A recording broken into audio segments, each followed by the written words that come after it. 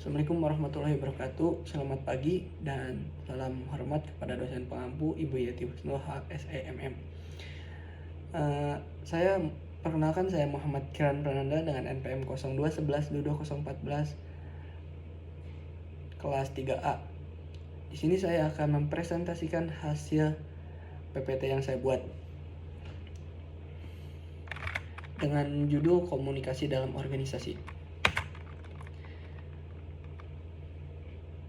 Pertama, apa sih komunikasi dalam organisasi?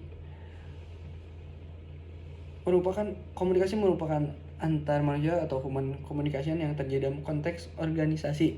Komunikasi organisasi diberi batasan sebagai arus pesan dalam suatu jaringan yang sifat hubungannya saling bergabung satu sama lain, atau the flow of message within a network of interdependent relationship. Manusia pastinya harus berkomunikasi dalam kehidupannya. Artinya antar manusia membutuhkan orang lain, membutuhkan kelompok atau masyarakat untuk saling berinteraksi. Sebagian besar pribadi manusia terbentuk dari hasil integrasi sosial dengan sesama dalam kelompok dan masyarakat.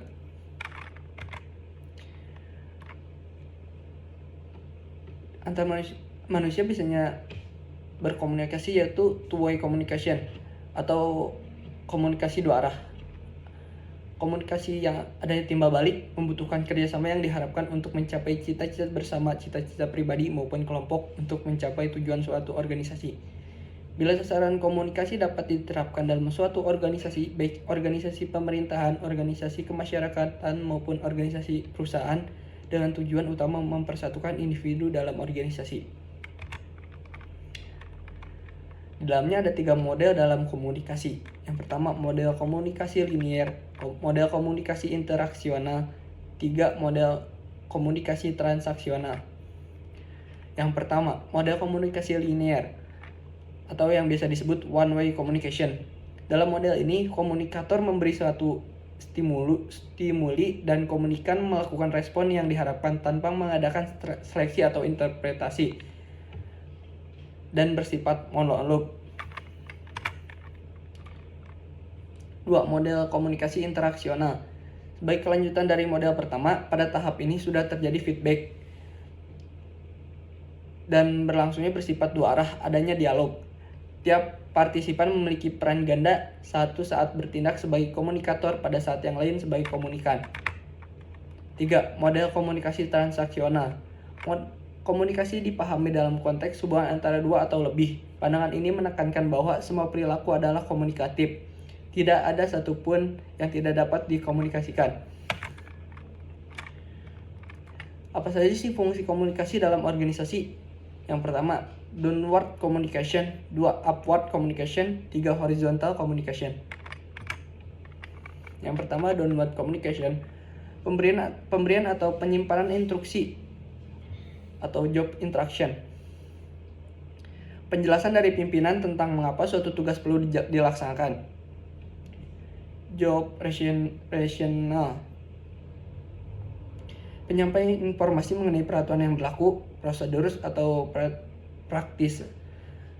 3. Dan keempat, pemberian motivasi kepada karyawan untuk bekerja lebih baik. Yang kedua, upward communication, penyampaian informasi tentang pekerjaan atau tugas yang sudah dilaksanakan. 2. Menyampaikan informasi tentang persoalan pekerjaan atau tugas yang tidak dapat diselesaikan bawahan. 3. Penyampaian saran-saran perbaikan dari bawahan. Dan 4. Penyampaian keluhan dari bawahan tentang dirinya maupun pekerjaannya.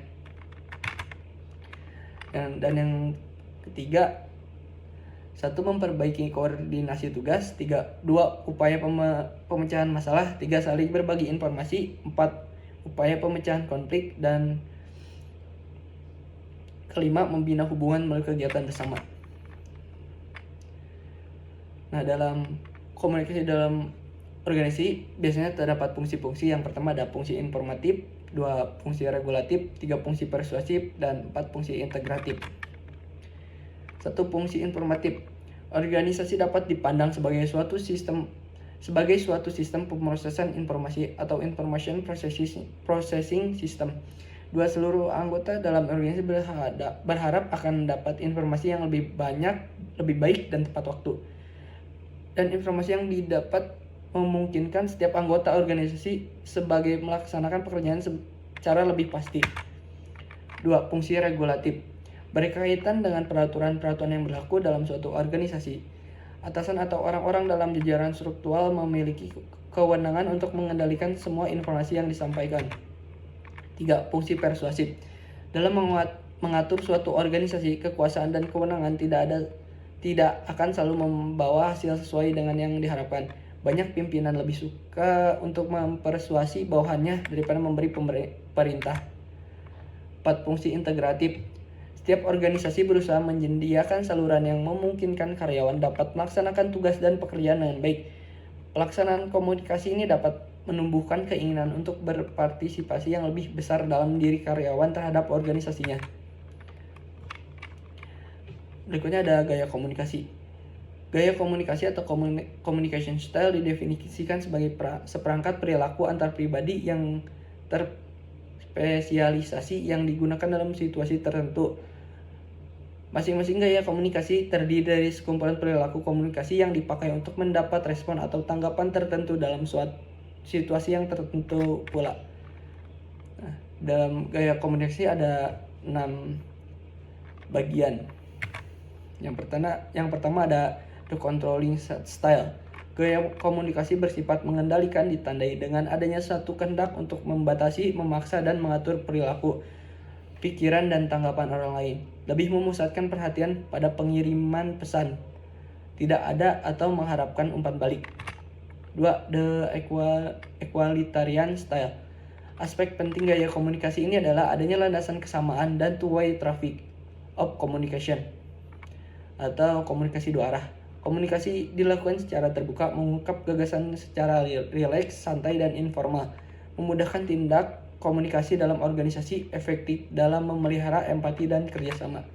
3. The structuring style. Memanfaatkan pesan-pesan verbal secara tertulis maupun lisan guna memantapkan perintah yang harus dilaksanakan, penjadwalan tugas dan pekerjaan struktur organisasi.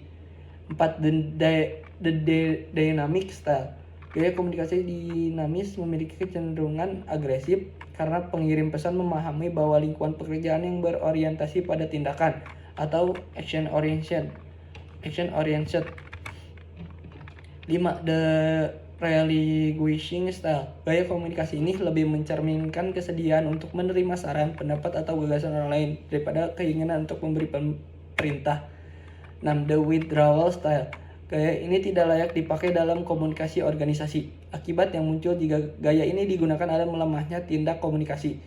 Dalam deskripsi konkret adalah saat seorang mengatakan, "Saya tidak ingin dilibatkan dalam persoalan ini." Pernyataan ini bermakna bahwa seseorang mencoba melepas diri dari tanggung jawab, tapi juga mengindikasikan suatu keinginan untuk menghindari berkomunikasi dengan orang lain. Dan sekian dari PPT yang saya buat. Kurang lebihnya mohon maaf bila ada yang kata-kata tidak dapat diterima. Terima kasih.